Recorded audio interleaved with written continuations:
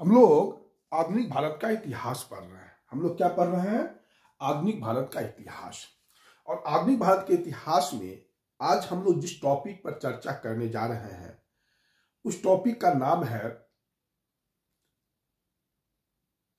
भारत के बाहर क्रांतिकारी आंदोलन का प्रसार। आज जो टॉपिक है उस टॉपिक का नाम है भारत के बाहर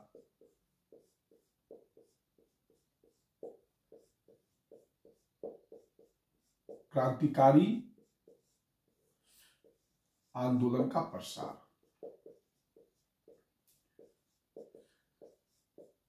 देखिए, भारत के बाहर क्रांतिकारी आंदोलन का प्रसार पढ़ाने से पहले मैं चाहता हूं कि जो लास्ट क्लास जो हम ले रहे थे तो उसमें मैंने सूर्य सेन जो चटगांव में कांड हुआ था 1930 में, चटगांव सस्ता कांड पढ़ाए थे। तो मैंने बताया था कि सूर्य सेन ने जो है रियली में इंडियन रिपब्लिकन आर्मी का गठन किया था।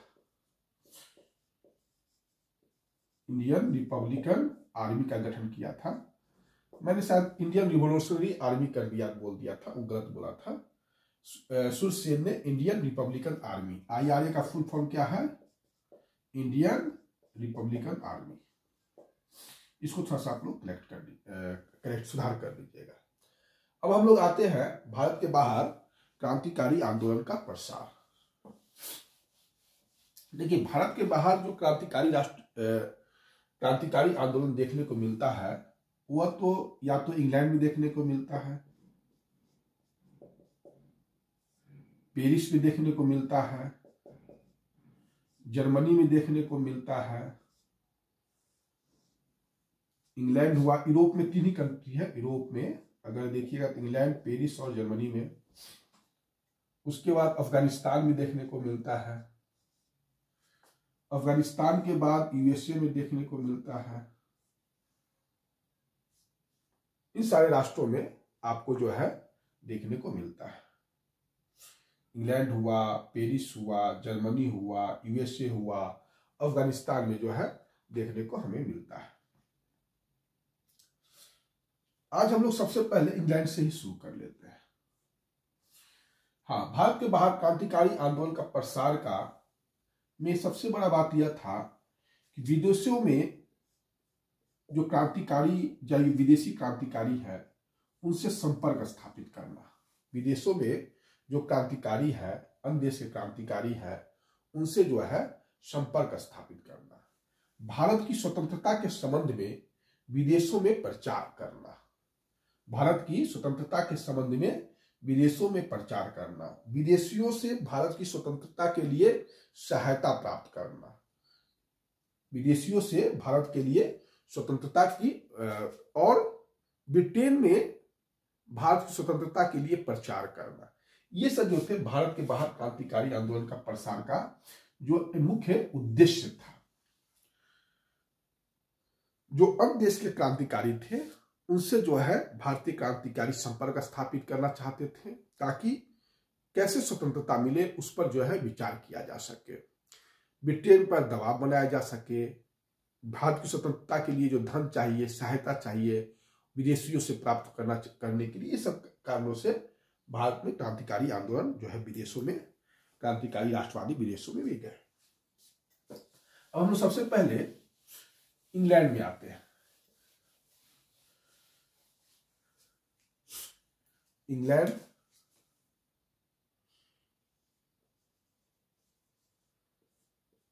एक थे भारत के सबसे इंपॉर्टेंट व्यक्ति थे श्यामजी कृष्ण वर्मा।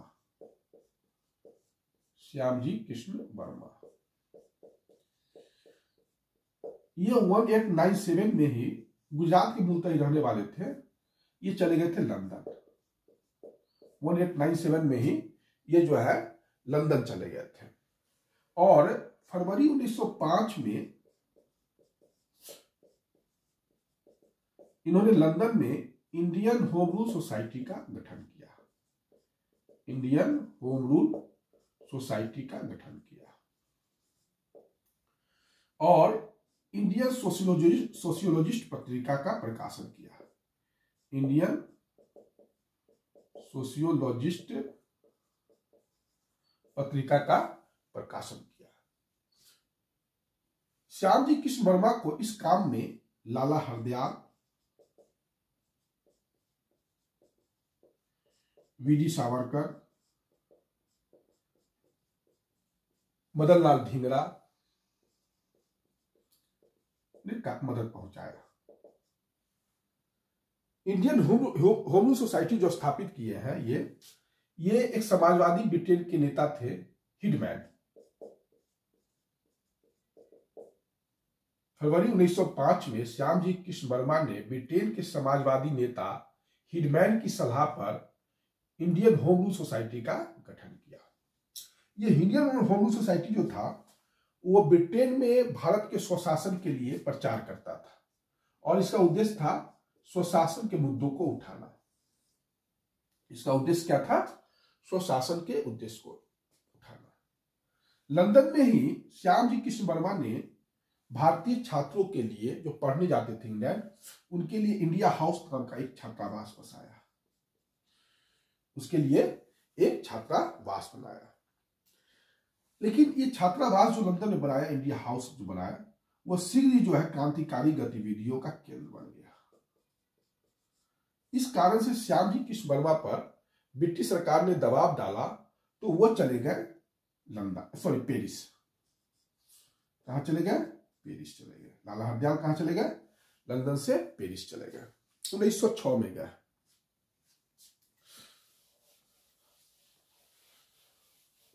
अब जो है इंडिया हाउस चला गया कंट्रोल में, वीडी सावरकर के कंट्रोल में चला गया। वीडी सावरकर के कंट्रोल में चला गया 1906 में। इंडिया हाउस किसके कंट्रोल में चला गया? इंडिया हाउस वीडी सावरकर के कंट्रोल में चला गया। 1906 में ही जो है वीडी सावरकर ने लंदन में भी एक क्रांतिकारी संगठन अभिनव भारत समिति का स्थापना किया। अभिनव भारत समिति का स्थापना लंदन में किया और इंडिया हाउस पर वीडी सावरकर का प्रभाव पड़ गया, मतलब कंट्रोल में आ गया। 10 मई 1908 की बात है, इंडिया हाउस में गदर दिवस मनाया गया। इंडिया हाउस में गदर दिवस मनाया गया और 1908 में ही वीडी सावरकर ने 1857 के विद्रोह पर एक किताब लिखा। उस किताब का नाम है Indian independence.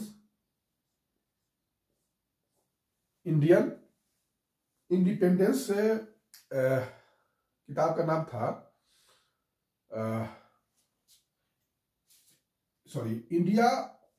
India war of independence. India war of independence, first war of Indian independence. किताब का नाम था, सही नाम था first war of Indian independence. 1857 के विद्रोह को जो है वीडी सावरकर ने पहला जो है भारत का स्वतंत्रता संग्राम का, इसी साल उन्होंने किताब लिखा था। यह सब वीडी सावरकर का बात है जो इंडिया हाउस के में रहते हुए लंदन में उन्होंने काम किया। इसी समय देखिएगा वीडी सावरकर के कहने पर 1 जुलाई 1909 को लंदन में मदन लाल ढींगरा थे। कौन थे? मदन लाल ढींगरा। मदन लाल ढींगरा ने क्या किया? 1 जुलाई 1919 को भारत के राज्य सचिव के सलाहकार थे, उनका नाम था कर्जन वाइली। भारत के राज्य सचिव के सलाहकार थे कर्जन वाइली और डॉक्टर कवास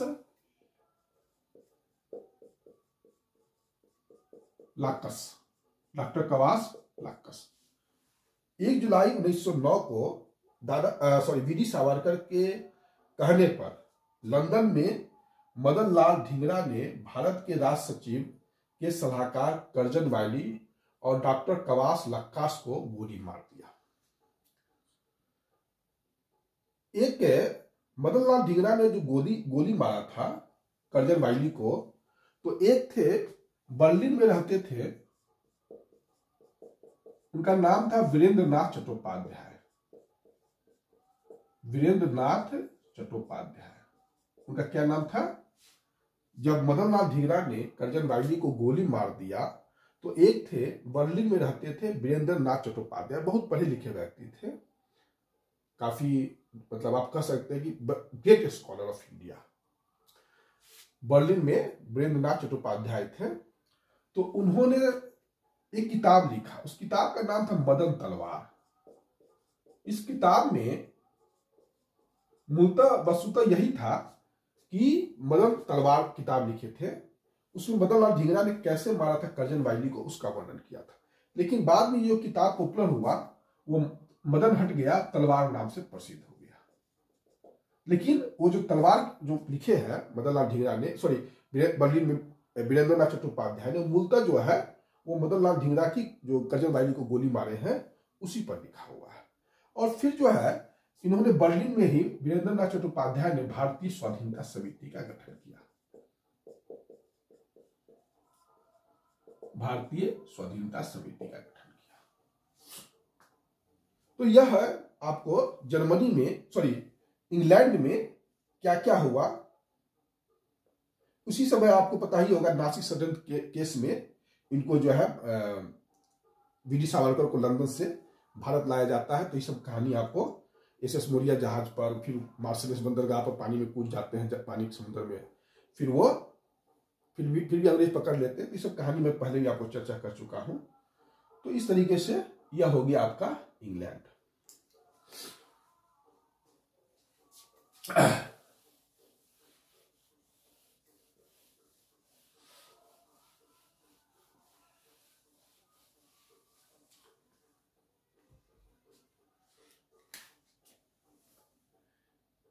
इसके बाद है आपका पेरिस। पेरिस और जर्मनी हम साथ साथ ही हो जाएगा। जैसे अभी तुरंत हमने चर्चा की आपको कि वीरेंद्र नाथ चट्टोपाध्याय ने तलवार नामक जो पत्रिका निकाला था वो बर्लिन से निकाला था और भारतीय स्वाधीनता समिति का गठन बर्लिन में किया। तो जर्मनी में ही बर्लिन है, ये तो आपको पता ही होगा। अब जो है आपको मैंने कुछ दिन पहले बताया था कि लाला हरदयाल जो इंडिया हाउस का स्थापना किए थे, तो बाद में ब्रिटिश सरकार ने उन पर काफी प्रेशर बढ़ाया तो वो भाग कर चले गए थे पेरिस। कहां चले गए थे? Paris. Shyamji Krishna Verma.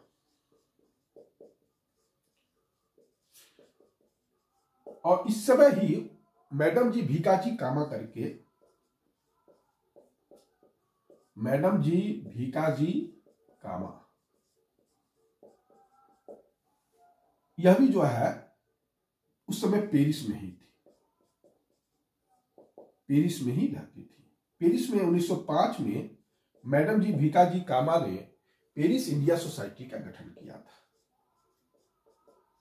Paris India society का गठन किया था। कुछ यह श्यामजी कृष्ण वर्मा के विचारों से ही प्रभावित था। और यह श्यामजी कृष्ण वर्मा की एक तरह से कह सकते हैं कि सहयोगी ही थी। ये बंबई की रहने वाली थी मैडम जी भीकाजी कामा और पारसी थी। क्या थी ये?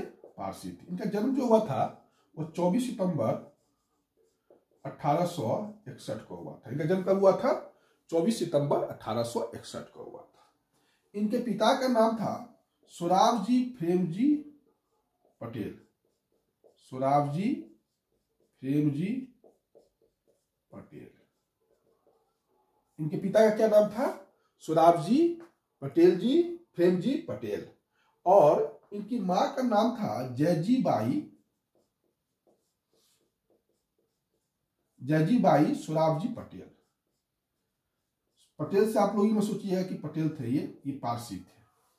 और इनके जो हस्बैंड थे उनका नाम था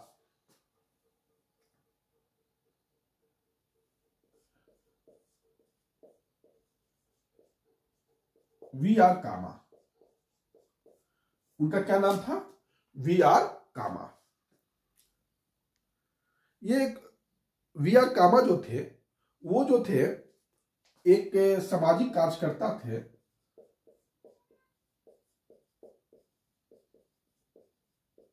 और प्रसिद्ध बंबई के वकील भी थे। 24 सितंबर 1861 को जो है मैडम जी भीकाजी कामा का जन्म हुआ था। यह हुआ। ये पेरिस में किसके साथ रहती थी? तो सरदार सिंह राणा के साथ रहती थी। सरदार सिंह राणा के साथ यह पेरिस में रहती थी। क्लियर? यहां तक मेरे ख्याल से कोई दिक्कत नहीं हो रहा होगा। ये मैडम जी भीकाजी कामा जो थी वह दादा भाई नौरोजी की निजी सचिव भी रह चुकी थी। दादा भाई नौरोजी की निजी सचिव भी रह चुकी थी।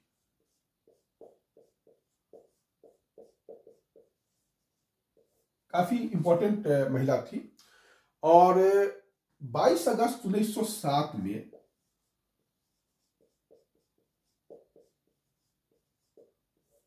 22 अगस्त 1907 का बात है। स्टुटगार्ट जो है जर्मनी में, कहाँ है? जर्मनी में। यहां पर एक सम्मेलन हो रहा था, अंतरराष्ट्रीय समाजवादी इंटरनेशनल अंतरराष्ट्रीय समाजवादी सम्मेलन हो रहा था। तो भारत का प्रतिनिधित्व किसने किया था? तो मैडम जी भीकाजी कामा ने किया था। भारत का प्रतिनिधित्व कौन किया था? मैडम जी भीकाजी कामा ने किया था। 22 अगस्त 1907 को मैडम जी भीकाजी कामा ने भारतीय स्वतंत्रता का झंडा फहराया था, पहला झंडा। ठीक, पहली बार भारतीय स्वतंत्रता का झंडा फहराया था। यह कहां फहराया था? तो स्टुटगार्ट में फहराया था। फहराने वाले कौन थे? तो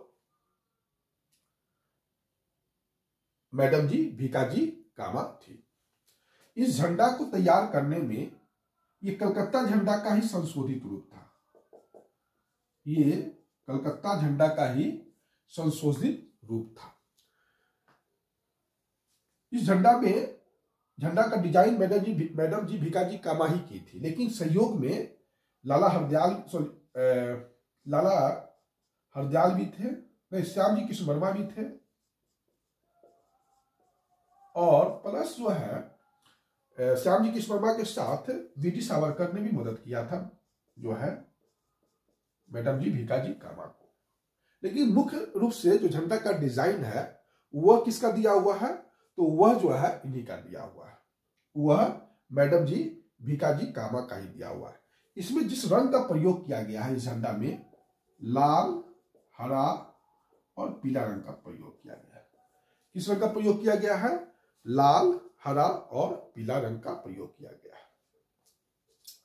ये विदेशों में क्रांतिकारी गतिविधियों का प्रमुख नेत्री थी, और कह सकते हैं आप कि यूरोप में और अमेरिका में जो भी क्रांतिकारी गतिविधि होती थी उसका संचालन में इसका मैडम जी भीकाजी कामा का काफी बड़ा रोल रहता था। इन्होंने पेरिस से जिनेवा से अंग्रेजी में वंदे मातरम नामक समाचार पत्र भी निकाला था मैडम जी भीकाजी कामा ने। 1935 में जब ये 74 ईयर्स की हो गई मैडम जी भीकाजी कामा, तो वो भारत चली आई और 1935 में ही इनकी मृत्यु हो गई। मैडम जी भीकाजी कामा को भारतीय क्रांति की माता कहा जाता है। मैडम जी भीकाजी कामा को भारतीय क्रांति की माता कहा जाता है। तो यह हो गया आपका मैडम जर्मनी में, पेरिस में और जर्मनी में किस प्रकार से भारतीय राष्ट्रवादी क्रांतिकारियों ने वहां जो काम किया उसके बारे में जो है जानकारी है। तो इसी के साथ जो है आपका विदेशों में क्रांतिकारी जो गतिविधियां हैं उसका इंग्लैंड में और पेरिस में, जर्मनी में समाप्त हो गया। तो यूरोप का समाप्त हो गया। अब हम लोग थोड़ा सा पढ़ेंगे अमेरिका का और अफगानिस्तान का, और यही दो इंपॉर्टेंट भी है, इंपॉर्टेंट ये भी है, मैडम जी भीकाजी कामा भी है। ठीक है, आज का वीडियो इतना ही, फिर नेक्स्ट वीडियो में। धन्यवाद।